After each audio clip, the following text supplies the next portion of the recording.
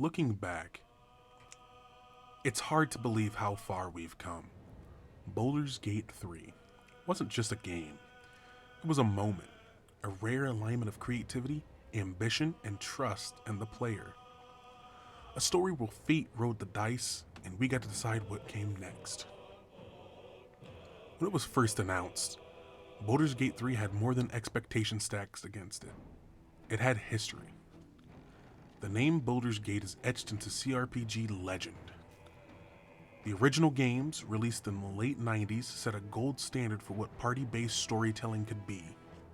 Deep role-playing, companions with purpose, a world that reacted to you. But Larian Studios didn't just try to imitate the past, they dared to rewrite what a CRPG could look like in the modern gaming age. Melding the roots of Dungeons and Dragons with cinematic storytelling, tactical gameplay, and full freedom of choice. The story. It all begins with a parasite, a tadpole, squirming behind your eye, a mark of corruption, a countdown. And from that first moment, you're not just chasing a cure, you're shaping who you become. The world of Baldur's Gate 3 unfolds like a living scroll, twisting loyalties, impossible decisions, and moral knots that can't be untangled without tearing something apart. This isn't a story you're told, it's one you carve out of chaos. What made Baldur's Gate 3 remarkable wasn't just the scale, it was the trust. Trust that the player could decide what kind of hero or villain they wanted to be. That failure could be as meaningful as success. That a conversation can be just as tense as combat. I remember lying to a god, falling in love with someone I didn't trust, starting a war because I spared the wrong person. In most games, those are just cutscenes. Here, they're choices you live with. Then there were the companions. And gods, what companions they were. Astarion, whose charming smile hid centuries of trauma. Shadowheart, torn between faith and memory. Lae'zel, a soldier bred for obedience, learning how to question. And Karlach, whose rage burned as fiercely as her hope. They didn't just react to your decisions, they evolved with you, or against you. In the end, you don't just remember the quests, you remember the arguments by the fire, the quiet nights, the moments you let them down, or stood beside them anyway.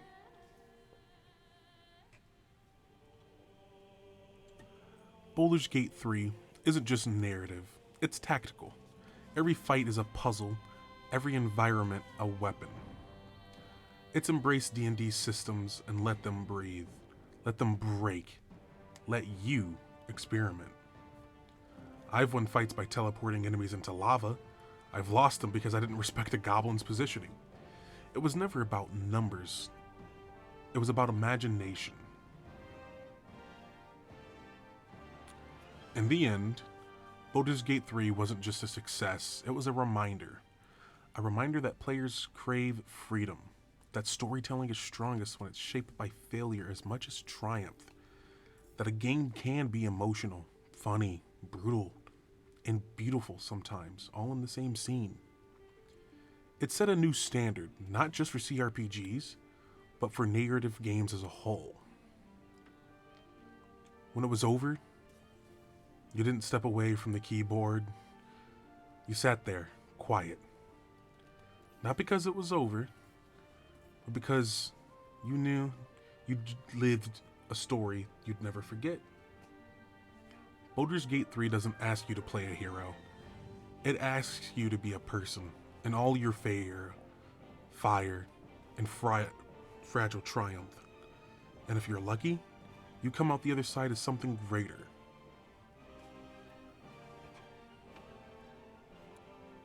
Now, enough talk with a script.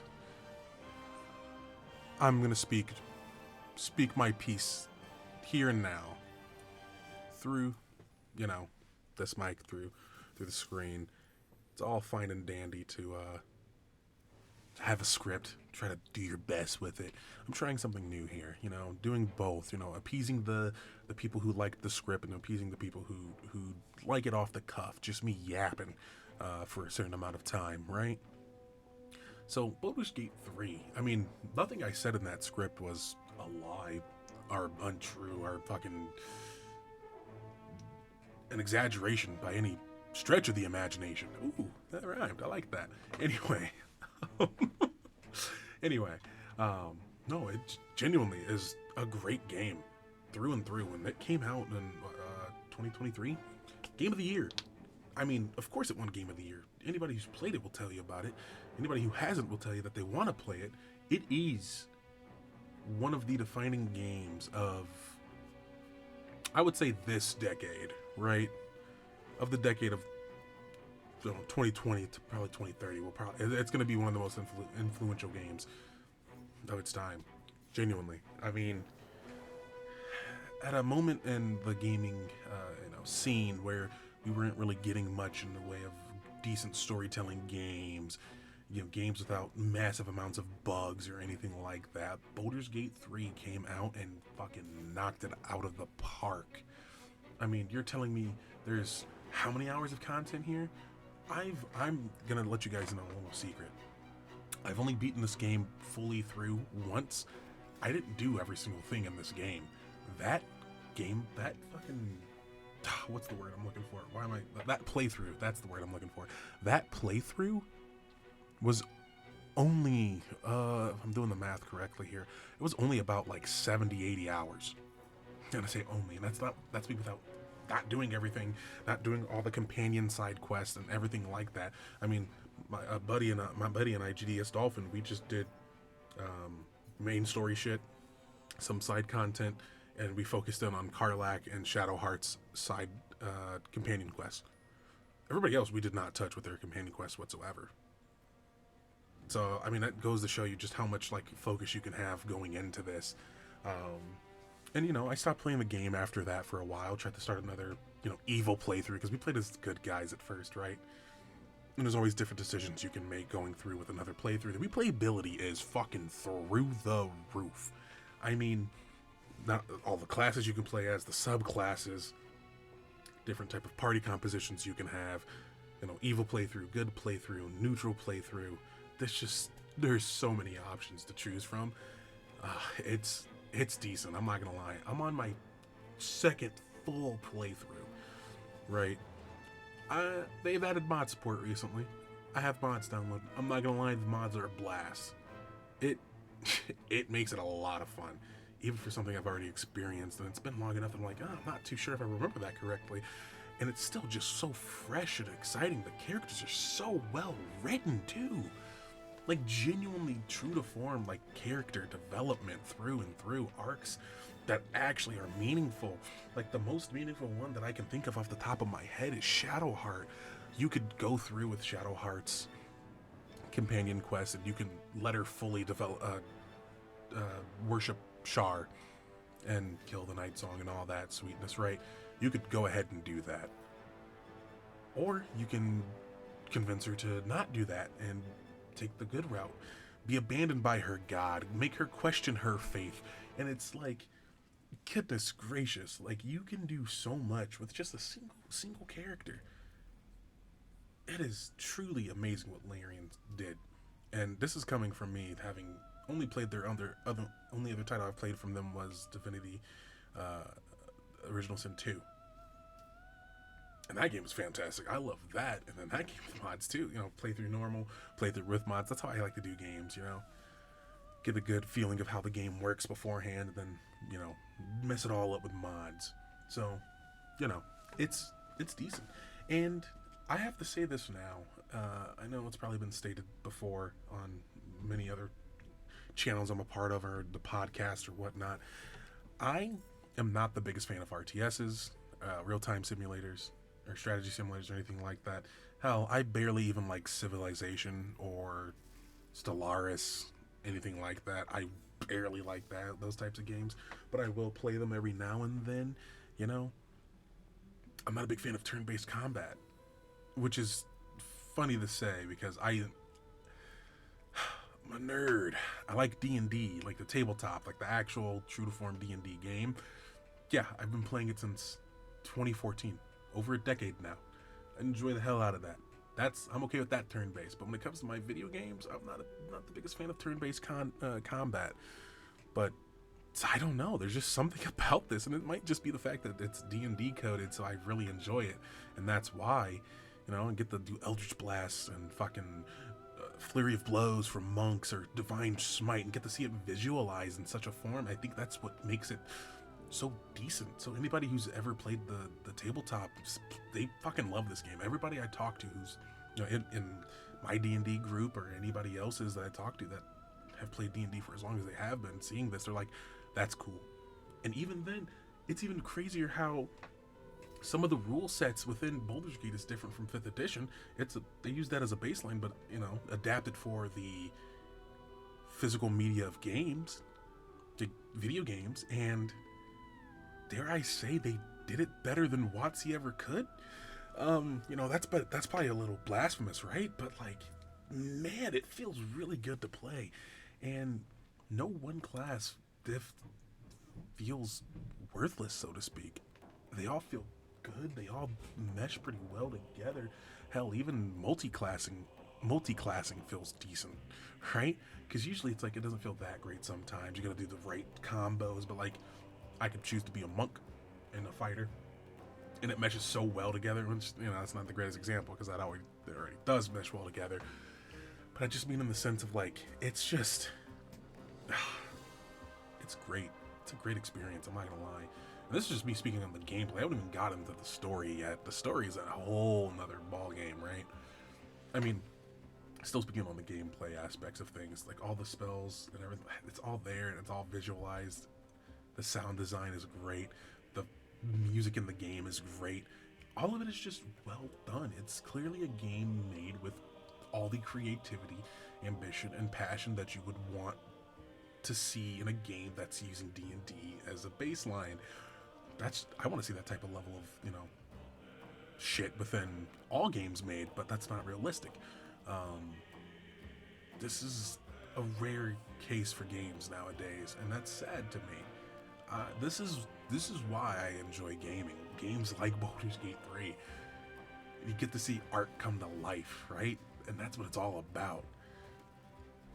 The devs worked so hard on this game. They cooked, as the young kids say, and it is very fucking apparent. I mean, just... It's a fun game. It's so fun to play. You can make it more difficult if you want to. Give yourself a challenge. Or play it on the baby easy story mode, and that's all fine too. Play it how you want to play it. That's the whole point. This game holds your hand to a degree, but then it also doesn't, because it doesn't tell you a lot of the shit that you can do. Like any D&D campaign or game that somebody will run, you're not going to know all the secrets. You gotta find it on your own. You gotta trust in your skills and your allies to get through it, right? Trust in your own brain. Use your own strategy. There's a lot to it. You genuinely have to think it's a strategy game as well. I mean, that's just for the combat. That's not even getting into like the social combat, quote unquote, but like the conversations you can get into. Trying to lie your way through, persuade people. Just gleaning information, just talking with folks. Like they did it. They knocked it out of the park. There's a reason this game won Game of the Year, and honestly, I haven't touched a game like it in quite some time, and it's unique. It's unique in that same vein because it's like, I don't know, Helldivers. It's also one of those games where I'm like, it's nobody's touching that game. It's unique in its own way, and it holds its own corner of the market type shit. But literally, for the game series that came out in the 90s, for it to be based off of D&D, and then here's Larian Studios proving themselves with Divinity Original Sin 2, coming in, stepping in, taking up to the plate, and fucking knocking it out of the park. We're talking home run, like out of the stadium home run. Like nobody in the stadium is able to catch the ball. It's just insane what they were able to do, and it just goes to show you that it is possible. You just gotta trust the process. there was alpha gameplay of this game a year or two before it released. Got to see the character creation for it, and people were so excited about just that. Being able to see the races like visualized in such a form, avenue of media. That's not what I'm looking for. There's a phrase there, and I don't know why it's escaping me at this point in time. Besides the point, however, just being able to visualize it more so than just the art depictions within the books, other people's interpretations. It just seeing it true to form is like it's something else, right? It's genuinely. I pictured this in my mind 1,000 different times, 1,000 different ways. It's not at all what I expected it to look like, but it's still decent, right? Like even again, seeing concept art or just portions of art from the books, it's like they did such a great job, like with the lithids, mind flares. It's just like it's so good. To get Yankee, it's all so decent, and there are a ton of supplementary content that people have been adding through mods and whatnot. So that's something you can always explore and look forward to. But I would love to see more. I would love to see a DLC for this game, or at least a mod DLC type dealio. I want more in this world state. I have yet to have a game that's left me wanting more. It didn't. It satiated a hunger I didn't know I had, and then made me have an appetite for more. And then not delivered on it. And that's not their fault. They want to work on other things, and that's okay. I'd rather them keep the passion alive and work on projects that will be decent because of their passion than just knocking out some simple form content to keep people interested, right? I feel like if they open it up fully and let modders do what they need to do that, the community will take care of that for the player base. They don't have to worry about that. This game's going to stay alive for years to come. It's going to be something that people are going to herald back to, of like, oh, one of the glimpses of a golden nugget in the pile of shit that was the 2020s of gaming. So, it's gameplay wise, it's phenomenal. I would say it's perfect. Other people disagree. I don't care what they say. I'm coping. I'm gonna draw my line in the sand. Dying on this hill. Gameplay's damn near perfect. It blends everything perfectly. That I don't know how else to say it. It got me to like turn-based combat in video game form. No other game's done that yet. Baldur's Gate did. Larian, they did it. They made a whole genre come back to life, basically. Like, oh my goodness. And that's just for the gameplay. We get to talk about the story, the characters. Talked a little bit about them. Gave some examples, but like they're so well written. You can identify with a good chunk of them about like, I could see that's why they did that. I know why they're like that. It's just crazy. The detail of the characters, not even just in their design in terms of like visually, but in the characterizations. You have the good aligned people that you can align yourself with, like Karlach, Will, Gale. Those are the good aligned folks. Shadowheart's more neutral based, honestly, but even then, it's like those people you do good things, they'll typically agree with you when you do the good-hearted, good-natured things. As for Astarion, Lae'zel, what else? And Shadowheart is again neutral, so she goes both ways. When you do the more evil-based things, they're like, yeah, we can get behind that. But it's just nice because it blends how a party really would be. Kind of, we're here we're associated by circumstance. I don't really like you that well. Let's get to killing though. Let's get to solving this problem. And you get to it, and then you progress through, and they start to develop the characters and the relationships, and it's like, all right, we can consider ourselves friends. Yeah, we're here by circumstance, but we've been through enough that I can trust you. I can rely on you, right? And then even going so far as like towards the end, depending on romance options and whatnot, whoever you chose, each character you choose, different states to get towards the romance scenes and whatnot, or different as they say, requirements, right? Some are easier than others to romance. From the options that I have, I can say with utmost certainty that some of them have surprised me, for sure. We'll just say that. And leave it at that. You can experience it for yourself, or I'm sure somebody else has already done the work for me and put it onto YouTube at some point in time. So feel free to enjoy that if you want to. I'm not going to delve further into that in that regard. However, I will state each romance option is still unique and characterized in their own way, and as it should be. That's what you would expect, right? But some games fail in that department. Baldur's Gate doesn't. You know, with Lae'zel, she's a warrior. Githyanki, they're bred for that type of stuff. So that's kind of how she goes about doing it. More of the like defeat me in combat type scenario, which is, you know, let your mind wander on that.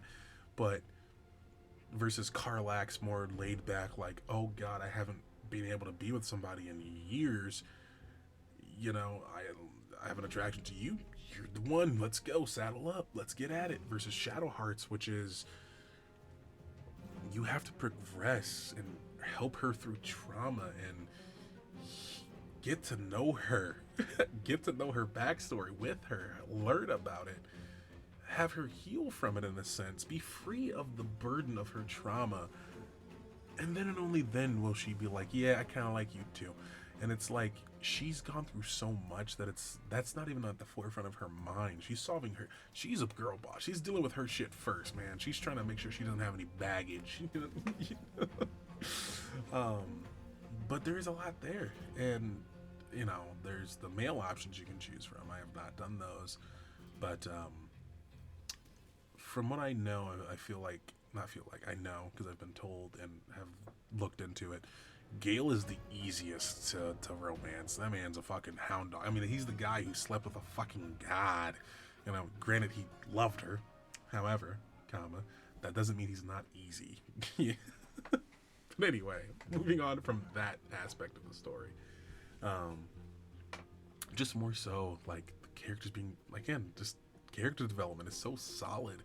And as you're exploring through areas, the characters will start talking with one another, commenting on the area, commenting on story beats, commenting on just anything in general, making jokes at each other's expenses or whatnot. And it is entertaining, and it's so well done. It's true to form, like, again, from experience of playing D&D, like the actual tabletop, this is what it is. This is what it should be. I should specify. Some are more chaotic than others, but this is literally what it is about. Joining forces under less than normal circumstances and forging a bond because of that. Helping each other through all of your issues, resolving things, progressing, leveling up, getting stronger, surviving, living, you know, depending on what story beat you're going for. You know, a lot could happen, and it could be different. You know, DMs are different everywhere, different for everybody. For the most part, this is like a bare bones, like, this is what a standard D&D campaign would entail. And the level progression, I will say, real quick, going back to mechanics a bit, max level is level 12 by default, unless they changed it. I'm not 100%, and this could be wrong information. Fact check me if I'm wrong. Please let me know down in the comments below. But yes, level 12 still, so that's crazy. I love mods. Love the mod that raises the cap to level 20, how it is in 5th edition normally, and just progressing through that way. But no, you feel the power difference, and the game is balanced around that. I should specify, which I had to install some increased enemy count and mini bosses with more health and whatnot to make it more difficult, because it just was not going to be enough. I mean, a level 12 character where they should be like level 6 or, you know, 7 or 5, you know, between 5 to 7, you know, it's a huge difference. It's a huge difference. But no, I mean, I legitimately have nothing bad to say about this game, and that's crazy. I guess the only things I can nitpick are like maybe some performance issues that there were, but they've been patching the game, fixing those mistakes. balancing things that needed the balance, you know, anything that needs fixing it. I'm trying to think about things I did not like about this game. And the only thing that is coming to mind is that I did not have more to do. And that's without, like, I didn't do everything, obviously. Even with doing everything, let's say it takes like 100 hours to beat the game, get everything done that's possible to get done on a standard playthrough. 100 hours. That's insanity. That's a lot of time. In terms of dollars per hour, right? That's the metric we go off of. You spend $1, you should get an hour of time out of that thing. This game costed me $60. I think I got the special edition, so it was $80 bucks. I currently have 200 hours in this game. 200 hours in this game. Ooh, excuse me. That's $200 worth of entertainment there. About. I've definitely gotten my money's worth. So, you know, I think it's worth it. I think you would enjoy it if you haven't played it. You definitely should give it a try if you haven't. I mean, literally, let yourself look at some gameplay first. Maybe it's not a game for you. I definitely only got it because it's based on D&D. I'll play the shit out of it, absolutely. Turns out, it's probably one of the better games made this last decade. And that's saying a lot, actually, because there's been some pretty decent games this last decade. And I guess I probably should change it. When I say decade, I do mean 10 years, not from 2020 to 2030. I do mean back since 2015. There's been some absolutely great games made, and it's definitely within the top 5. That's a whole nother. I can do tier lists too. I might do a tier list here soon. You guys might be getting that from me. But I think that's enough for me. I'm not gonna lie. I've been yapping for some time. Even had the little buffer of a intro there with a script for you guys to see if you liked it that way. Hopefully you like the flavors. If not, you know, let me know. Tell me what I can improve upon. You know. Leave a like if you liked it. Leave a dislike if you didn't like it. Comment nonetheless. Tell me what's your favorite class if you've played Baldur's Gate. And if you haven't played Baldur's Gate and you just watched videos, what would be your favorite class? What class would you like to play? I'll let you guys in on a little secret. Mine's Monk. I absolutely love Monk. That's what I started playing 5th edition with. Most of my characters are monks in most of the campaigns I play. Love me a good monk action, right? So, let me know what your favorite character is. What's your favorite spell? Just communicate. Just say something down there, right? Tell me I suck and should stop doing this. Tell me to go kick rocks and jump off a bridge. Don't actually, like, message violence down in the comments below, please. Because, you know, YouTube, they don't like that type of deal. You know, you can imply it. Infer it, if you would. Like a LaCroix, you know, a breath of, like a whisper of violence, sure, but anyway, this has been great. I enjoy these videos where I yap a bit. Unironically, unfortunately, this one is a bit shorter due to the fact that there's a lot I could go into depth about every quest and every story beat and yada yada yada. But it's best to leave some of these things unsaid to a degree, right? Let you go and experience it yourself. Go support the devs. They deserve it. They've made good work. I'm all for supporting the companies that genuinely still care, and they show it. So, with that being said, this has been Kaiser Chungus. I'll catch you all later. Ciao.